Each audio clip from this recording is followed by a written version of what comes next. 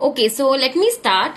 Um, so the main reason again going for this live was especially during the quarantine, because I thought that many of us are really struggling. Firstly, thinking what to cook every day. Secondly, with no house help and no maid, it really gets difficult for us to manage everything, because I'm sure majority of us are really, working from home, office work, busy with children, doing household chores. So it really gets difficult. So I think with these recipes, which I'm going to talk about, 5 recipes from the leftover food, this might also help you in pre-planning your meals in such a way that it might be a little easy for you. So for example, you can just overcook rice today, and then tomorrow you will be little relaxed, because now you already know that this is what I'm going to make from the rice. And also, secondly, I thought, like, apart from quarantine, it is like in a Indian tradition that women always eat the leftover food. She always eats her meals at the last, in the last. The only reason being is, of course, jo bhi bacha hua hai, let's eat it, the leftover food. So might as well, I thought of it, it's a good idea to really make use of the leftover food in the right way, also making it more wholesome and nutritious. So that is, and also many of the people I have come across, they are not aware. So firstly, awareness is very important. They just throw the food. So again, my third point is stop wasting of food. So let us begin with our first recipe. And before I begin, I will not be able to post the recipes on here in the comments, but will be coming out soon as a post. So I'll keep you all updated once the post of all the recipes are out. And in case if you have any queries, you can always reach out to me on my Insta handle, which is Amishah, AMISHAH1203. So let's begin with our first recipe, which is multigrain muthias, multigrain jawar spinach muthias. So again, the best thing about this recipe is it's gluten free. First of all, it doesn't have any dairy, so it can be easily consumed by people who are on gluten free and are vegan. Secondly, the main ingredient, the leftover ingredient which is used in muthia is leftover cooked rice. To that, you need to add the main. I'm just going to talk about the major ingredients and their importance. So leftover cooked rice. Secondly is, you can take any of the millet. So you can take ragi, you can take jawar, bajra, anything is fine. If any of these are, like, if all are available, you can add it in smaller proportions, or either of one is fine.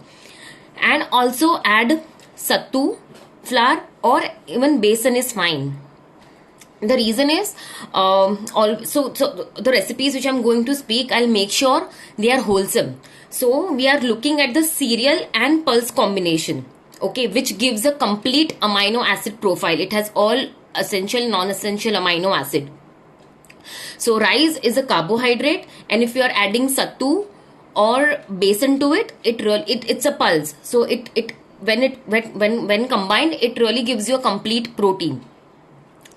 Secondly, so we talked about leftover cooked rice. In that, you will be adding any of these millets. For the binding, you will have to add your sattu or besan.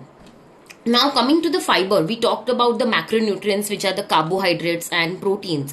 Now coming to our micronutrients, which you get from your fruits, vegetables, and they are really required by the body in smaller amounts, which are your vitamins and minerals.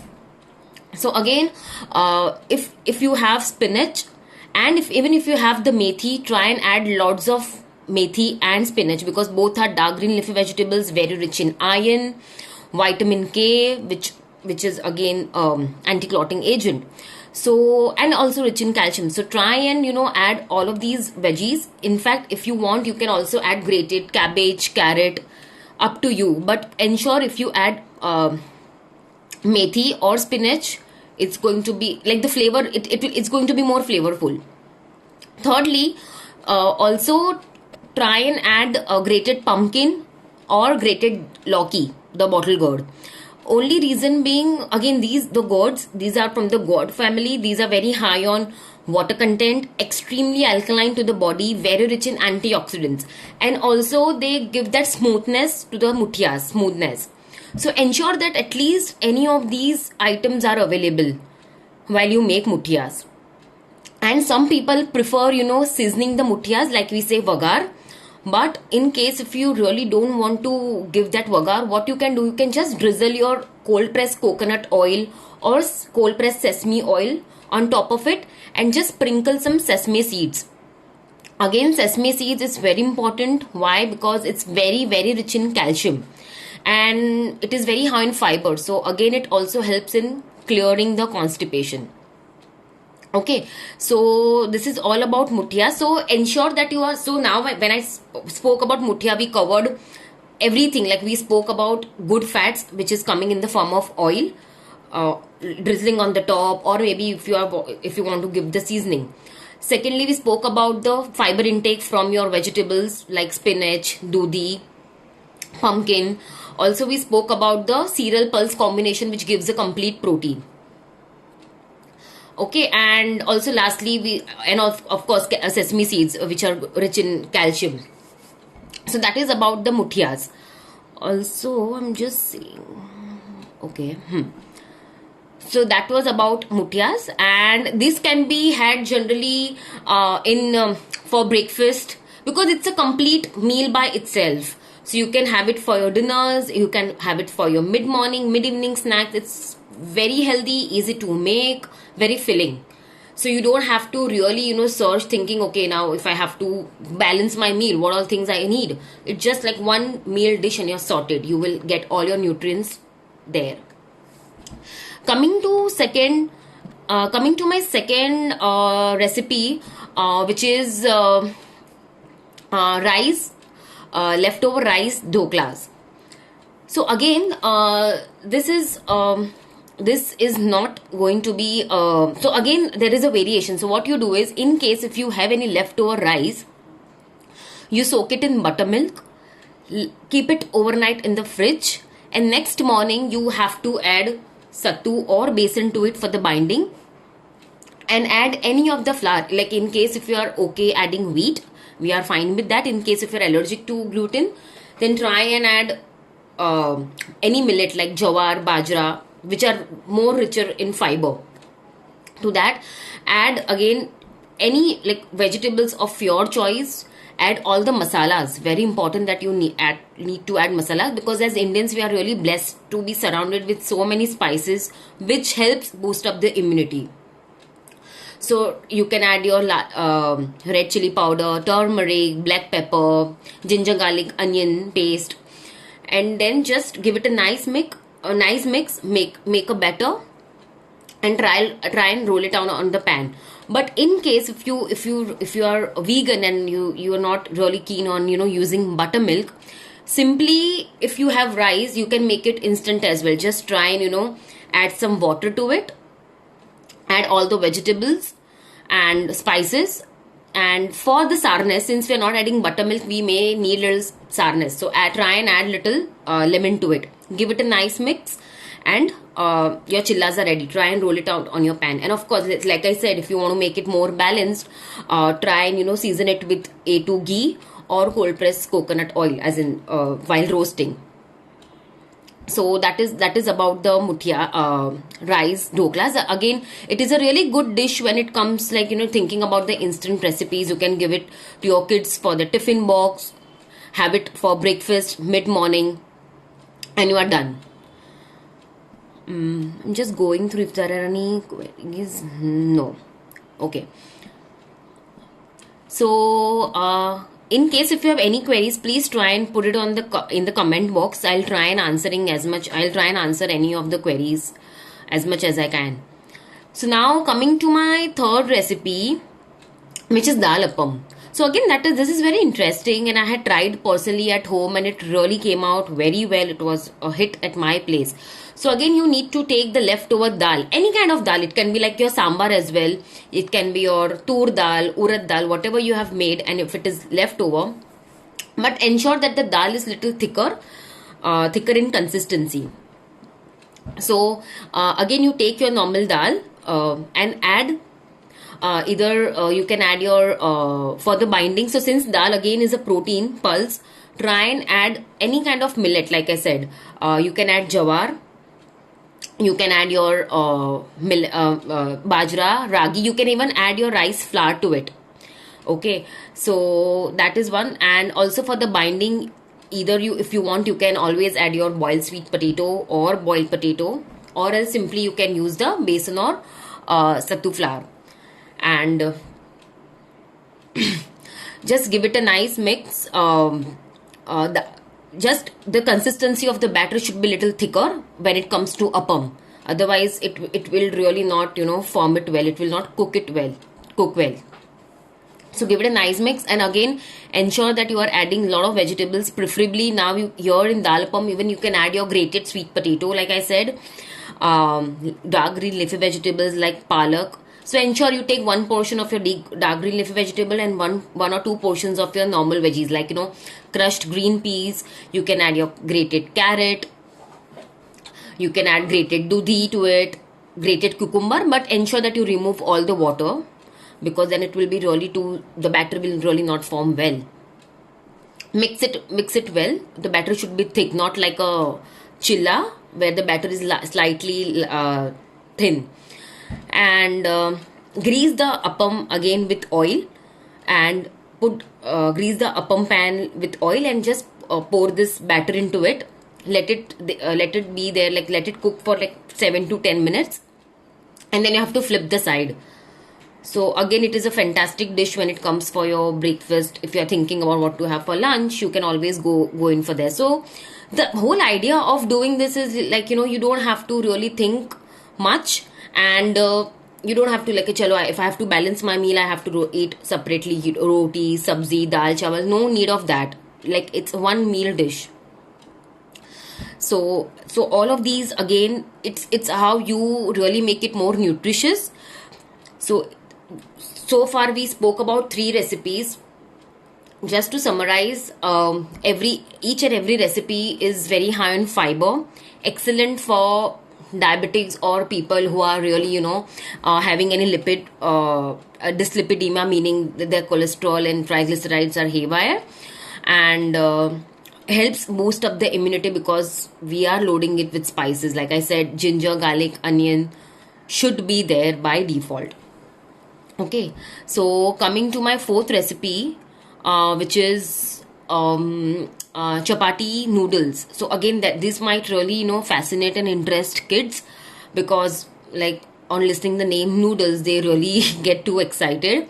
So, and this is really a good way to feed them whole grain cereals and vegetables, and no refined noodles. So again, in chapati noodles, you just take, like, it's pretty simple. You have to make the rotis, and just have cooked rotis. You have to cut it in long slices, so that it is seen as noodles. And in that, you can exactly do the same way like how we do the Chinese Hakka noodles, but ensure that you are avoiding using soy sauce, because it is only for the color, and soy sauce is very high on sodium. So it is always better to avoid soy sauce. The good replacement of soy sauce is coconut aminos, which is easily available on Amazon. So try and use coconut aminos, which is also available at Nature's Basket or on Urban Platter on Amazon.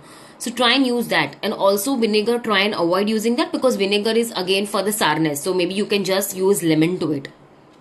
And the best thing about Chinese, as in, if you have to make it in the Chinese way, you can add all like ginger, garlic, onion, which are very rich in anti-inflammatories, boost up your immunity to another level. And at the same time, you are making your meal look more interesting. Add your grated carrot, cabbage, French beans. Now don't think like if it is a Chinese, like if I'm making it Chinese style, I have to really add particular vegetables. Throw in all the vegetables, whatever you have at your place. So that is how this is about the chapati noodles. But one thing in chapati noodles is there is no proteins. So now how do I get my proteins from? So the best way to incorporate protein is add some boiled sprouts to it. Just boiled sprouts to to balance the entire meal. Or else another way of making the chapati noodle is you can also make it Mexican style. So Mexican dish again has rajma. So you can add rajma to it, calling it like a Mexican noodles, Mexican chapati noodles. So ensure that at least you are having some kind of proteins in form of either rajma or sprouts. It really goes well. Or else, in case even if you don't feel like eating rajma or sprouts, like adding to your noodles, always try and have a bowl of lentil soup or moong dal soup, just for balancing the meal.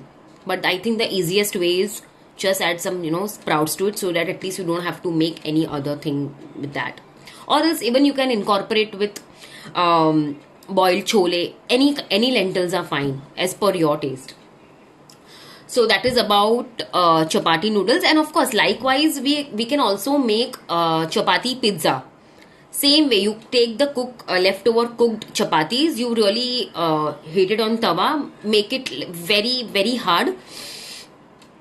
And then you can just add your pizza sauce. Of course, make it at home. You can always, so in case, again, a very practical tip, what you can do is, in case if you feel that, every time who will make this pizza sauce. So try, I'm just like, during this quarantine period, you can always freeze your pizza sauce rather than buying it from buying ready-made from out. It is still better that you do this, but again I'm repeating, it's always better to make it fresh rather than having it the frozen one. But in case if you're running out of time, it's always best to do that. So you can add your herbs, you can add your vegan cheese, or if they are kids, you can always add sliced cheese to it. A lot of toppings like jalapenos, olives. It's amazing. In fact, olives are also very, very rich in good fats. So you can add and make chapati pizzas. Again a smart way to make your kids eat the healthy dish and not the ready-made pizza base. Likewise, chapati, like I said about the chapati pizza, you can make it from the multigrain as well, like how we make bajra roti or jawar roti, but you have to keep roasting it till the roti really gets hard, and then on that you can start adding the toppings. So that is also one way.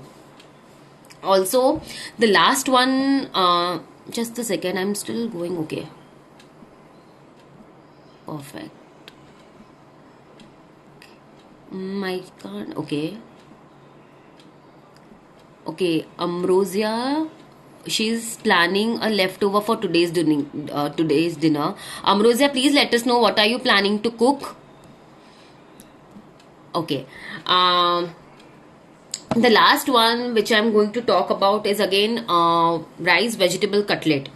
So again, you take the leftover cooked rice, and into that, now in this recipe you should be adding grated sweet potato, grated boiled sweet potato, or else grated boiled potato. So again, the difference is sweet potato is extremely rich in fiber. It helps in bringing down your sugar levels. It's excellent. It's very rich in antioxidants. It helps builds immunity. It really keeps you feel full because of its fiber content. And again, it's a good resistant starch. I'll explain you what is resistant starch.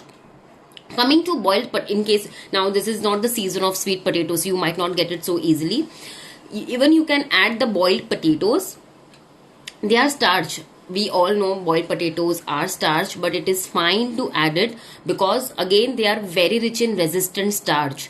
So boiled and cooled potatoes are really good way to incorporate resistant starch in the routine. So again, what is resistant starch? It is kind of a fiber which doesn't go in the stomach. It directly bypasses your stomach and gut, and it reaches to your intestine, large intestine, for the digestion. So it is kind of a food for your probiotics. Okay, so that is called as resistant starch. It is very easy to digest since it bypasses your stomach and it directly goes in the intestine. So it's pretty easy to digest. Again, it's very good source of fiber, and good food for your probiotics. So ensure that at least you are trying. So when I'm talking about potato, it's boiled and the cooled potato. If in case like if you eat deep fried potatoes, don't expect that that will act as a fiber. It will act as a resistant starch, because again it has oil medium in it, right? So it will really not solve the purpose. So boiled and cooled potato will really do the needful. So for your rice vegetable cutlet, you take a leftover cooked rice, add grated sweet potato or boiled potato, add all the masalas, like you can add your garam masalas, red chili powder, turmeric, add anything. In fact, if you want a little westernized version, you can always add herbs to it. Herbs really gives amazing flavor. And when you talk about the most common herbs are your chili flakes, oregano, rosemary, thyme. So all of these, especially oregano, thyme and rosemary, they are excellent when it comes in boosting immunity. How? They really boost your lung health. It really helps loosen up the mucus. It acts as a decongestant. So try and bring in variations. It's not that always you have the Indian version. Try and also add the herbs to your food. Don't really avoid, like just try and use it in your continental. But like I said about the cutlets, it's like a very Indian dish, but still you can give that touch of herbs to it, and add any vegetables, like I said, whatever is available, crushed broccoli, crushed peas, and with the potatoes it really will have a good binding. And like I said, now I spoke about the potatoes, I spoke about the rice, so everything is carbohydrate, right? So where does your protein comes from? So again, throw in some besan ka atta. Always prefer adding sattu first and then besan, because sattu is more easy to digest. It is from the gram flour, which we usually, that is called as dalia, which you usually add it while making the chutneys, because people really get confused between besan and sattu. So both are different. Sattu is made from the chana, the brown chana which we get from the chana wala, bhel wala. So that is, and we usually add it to our chutneys as well, like while making the chutney, the split chana. So that is called as sattu. And the besan is made from the chana dal, the Bengal gram dal. So that's the difference between sattu and besan. So always prefer, if you want to bind any food, try and make use of sattu first. In case if that is not available, then go in for besan, because besan is a little difficult to digest. So that will help. And yeah, and roast it on, avoid deep frying unless and until, like if you want to enjoy once in a while, but try and always roast it using any kind of cold pressed coconut oil. Again, why am I emphasizing more on cold press? Just because cold press oils are not subjected to heat. They are directly taken from like for example sesame oil, mustard oil, groundnut, coconut oil. These are directly extracted and they are not subjected to heat. So all the nutrients, the fatty acid composition is retained in its best original form. So always try and use cold pressed oils. I'll just repeat: coconut oil, or sesame oil, mustard oil, groundnut oil. And in fact, you can also use A2 ghee if that is being made at home, nothing like it. And try and avoid using the refined oil, because the more they show it in the ads, it's just more of a gimmick. But always try and stick to your roots. So I think that was about the entire leftover recipes from the leftover food. So in case if you have any queries, please try and put it on the chat. I still have 5 minutes, so let me know, and meanwhile I'll keep you all posted when the recipes are out as a post, so it will be easier for you all to refer. So hi Anu. Yes, definitely will be including the measurements as well in the post. It's going to be like a exact recipe. I've just guided you and educated you on how to balance your entire meal, but don't worry, it is going to be there. What are your options on fruit salt? So that is ENO, right? So try and avoid as much as you can, but some preparations will need ENO, which is still fine to use, because again we have to see the other side, like what is the quantity which we are using, right? It is going to be like just a half teaspoon or 1 teaspoon for the entire family. So it's completely fine, but always prefer avoiding it. But if you have to use, it's fine, go ahead, no problem. Hi Padma. What if besan doesn't suit? So if that doesn't suit you, besan, like I said, you can always go for sattu. It's easily available. You can make sattu from your chana, like the dalia which I talked about. You can easily make sattu at home as well. So besan you can completely avoid. Um,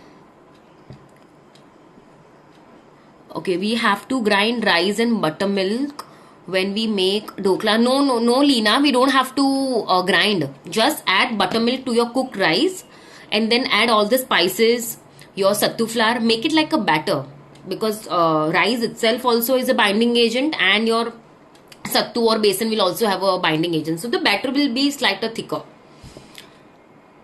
How to wash green vegetables in this COVID situation? Also, can we store it in the fridge? Hi, Seema.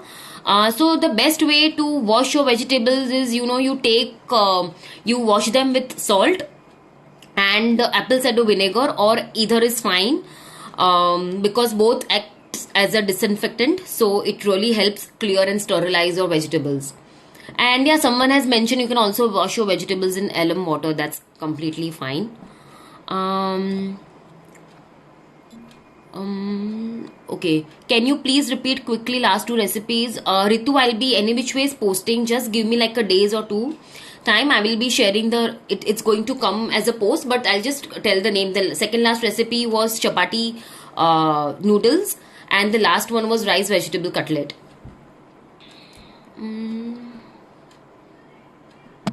I think that's it. Yeah, hi Guddu. I'm going to, and hi Suman. Yes, of course, it's going to come out as a post. You all will be informed about the same. Meanwhile, in case, even after the session, if you have any queries, please feel free to reach out to me on my handle, Amisha1203, AMISHAH1203. Hi Bindu auntie. No, we're not supposed to grind the rice. Hi Alpa. So personally, when I make mutiyas, we usually don't add soda. We don't add that. And even if you, like I said, even if you have to add soda, it's going to be like in very minor quantities. So, I mean, that should be still fine. Yes, Kashmira, kids won't come to know how many veggies are there. That's a smart way, right? I think that's it for now, guys. Thank you all so much for signing in. Thank you. Bye.